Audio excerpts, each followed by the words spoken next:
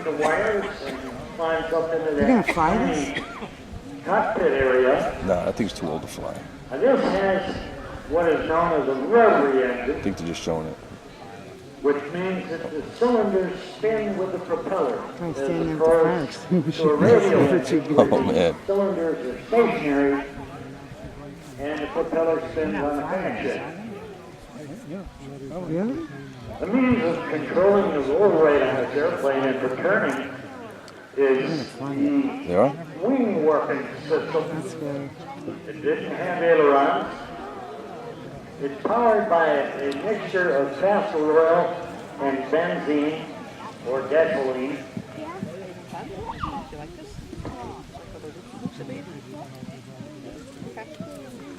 Alec is going to wind the engine up to actually get fuel up into the cylinders. That's a dangerous job. Yeah. That pumps fuel into the cylinders of the aircraft. The rubber band on the back. Yeah, exactly. Now when Bill Gordon is ready, he'll say switch on, hot, ready to burn.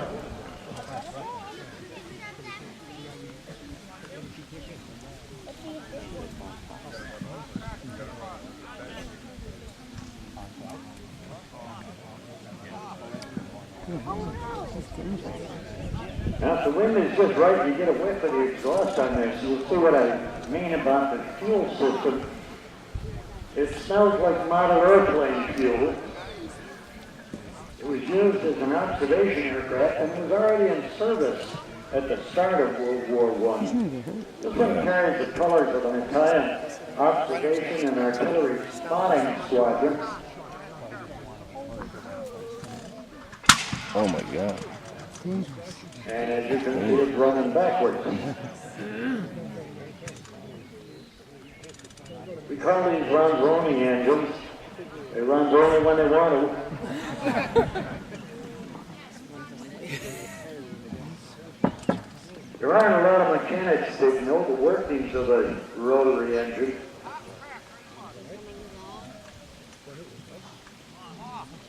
Which wind it up again. We go through more proppers out here. You can always tell a guy that props a lot of airplanes. He's got real long arms. And we have ignition. Now these engines go right to full throttle, and the only way they control the speed of the engine is with a lift switch. It's either full throttle or off. Every time that engine kind of idles down a little bit, that means the Bill Gordon is holding that lift switch in.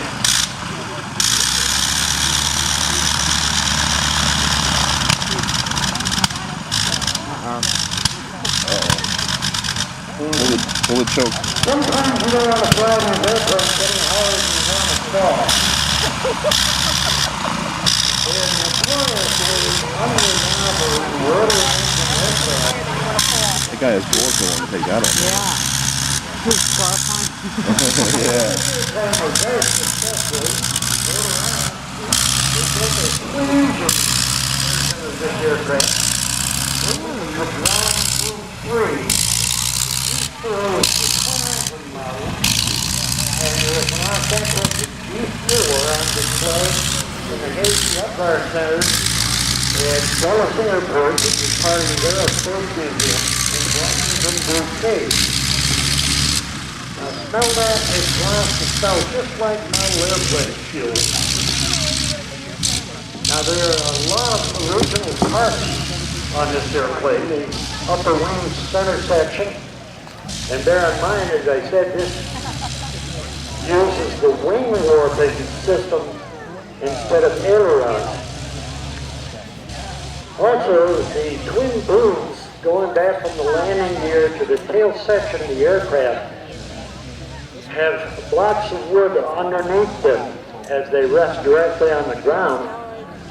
The aircraft, once again, doesn't have brakes, doesn't have an electrical system. No radio, no restroom. You sit right out there in the open. And in 1919, there was a lady And they were tricks that made the first crossing of the Andes Mountains in South America. Bear in mind, those are 14,000 feet high. I don't think I would want to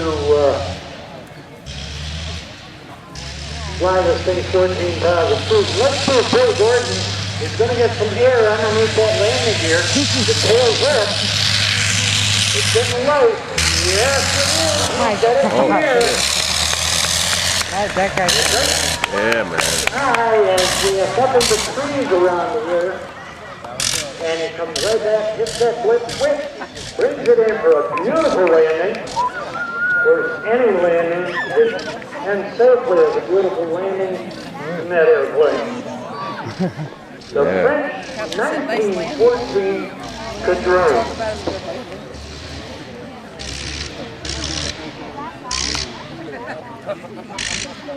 An interesting aircraft.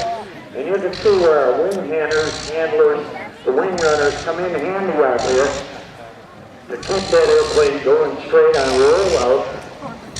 Because any you roll out, these airplanes can turn into a real ball of fun.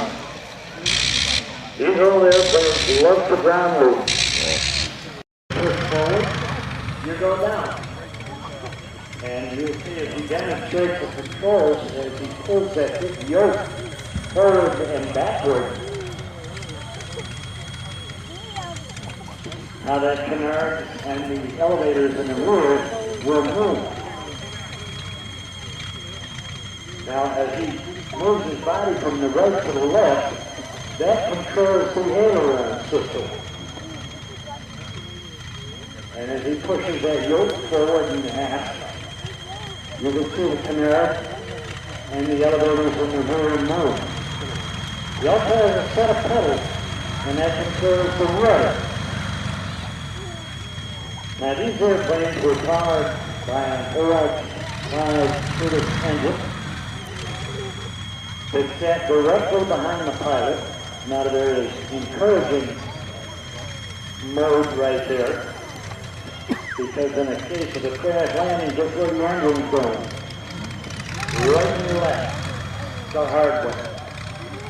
Now this aircraft was also equipped with one of the first brakes that were on airplanes, which they operate from a center skid underneath the aircraft, and that's operated by another pilot. So the pilot had a lot to do, and even though this airplane had ailerons, they were kind of really working. When I say the wing working, it also removes that rudder, it'll change the airflow of the wing.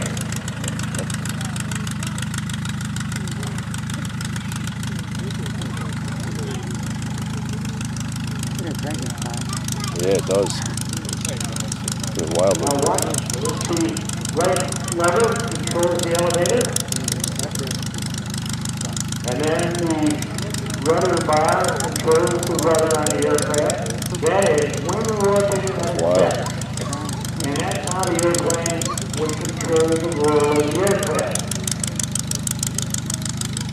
So the pilot actually was pretty busy, and he had to have his wits about him.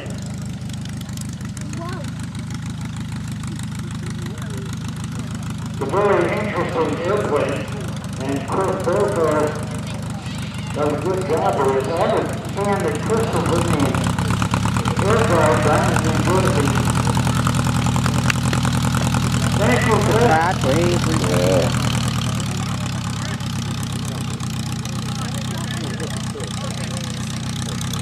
Normally you will fly this airplane on a nice calm day such as we have, but there's a couple of maintenance problems with the aircraft, and they haven't corrected them yet.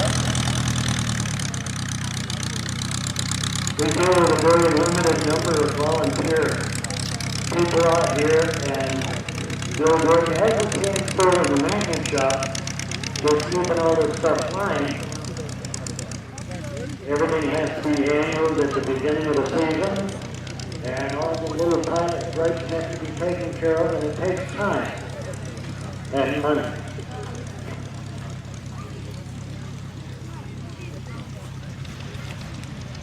Most of the money. Now, across the field, as we moved into the workability that's offered in the airplane, He's sitting on you will top. see the pilot, Gregory, sitting right up in the nose of that fuselage. Fabric-covered airplane. Oh no, he's I in know the it's in bottom. it, yeah. Oh, that's a different color. That's Speed weird. on this airplane is somewhere in the vicinity of 70 or 75 miles an hour. Powered by that 45 horsepower V3 engine.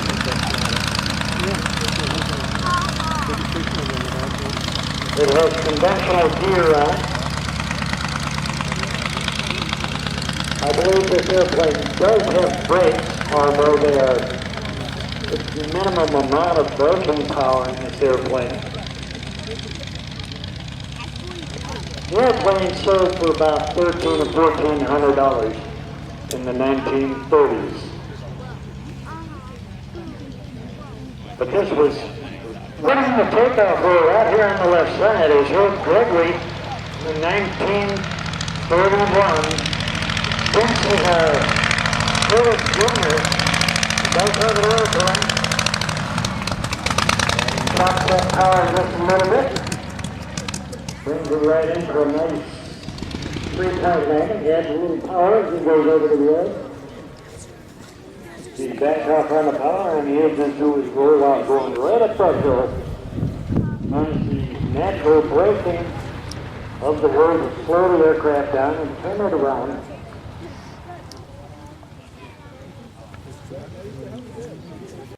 Out here. And Actually, it was keep an getting eye out cooler for him. right back there in the shade. Oh yeah, feels better sitting in the sun, right? I don't know, Herb. We've got a guy coming down here in that black and white suit. And they got a gunfight going on between the first and second car. Here comes the bad guys in the car. Herb, I hope you've got the keys without the airplane out here. Hey, fella! You guys better grab him out there. He's got the latest in fashion from the county jail. And they're shooting at him. Hey, somebody better stop this guy out here. He was kind of looking at that airplane like he wanted to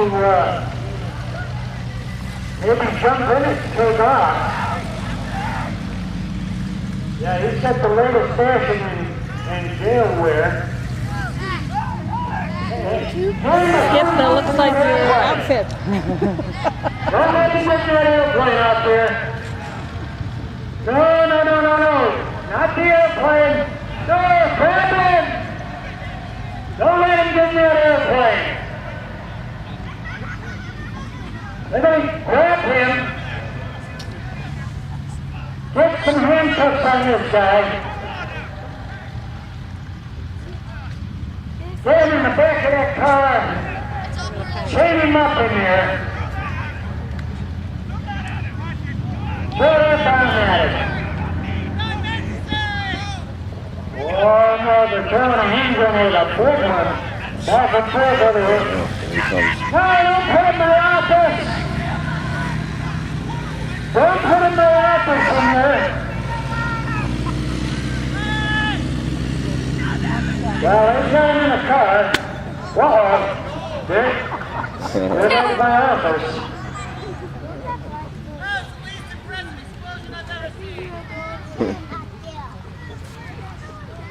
A lot of smoke, but not much bang for the buck. Jack, you okay? You want to sit in the shade? But they sure did wreck my Sit in the shade back office. here? What? What was your time? We better get this airplane.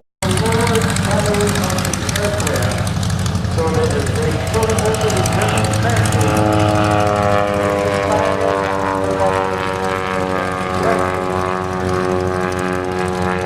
Okay, yeah, a wing runner. Yeah. 7mm cannon in 6-foot airplane.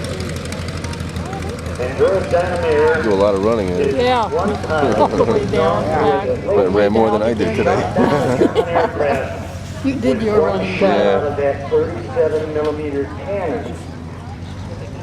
Now obviously, it had to be hand loaded. So I don't know how many rounds they could manage to get off because they'd be rather busy trying to fly the airplane and not get shot down and shoot that 37 millimeter cannon. The recoil was almost stopped that airplane in midair. Now this one is powered by a more modern engine because this airplane quite often flies to different air shows to the Jonathan Dwyer Air Force Base. They do Where dog the fight. Armed Forces Day. Taking off with the black bearing and the pilot. The black, And the the crew. black.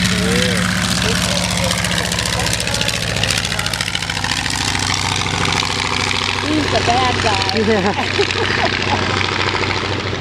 The X-Bird has the open-roof rotary engine in it.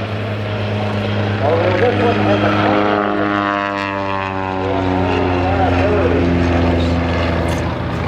The Fed normally has a panel two-wheel engine that incidentally the airplane was created around.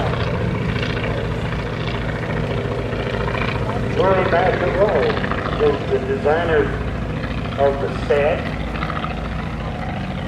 And it looks like the Black Baron is coming in on the tail of the set. Now that triplane could turn on a dime and give you 9 cents change. But it was extremely visibility flying with that mid-wing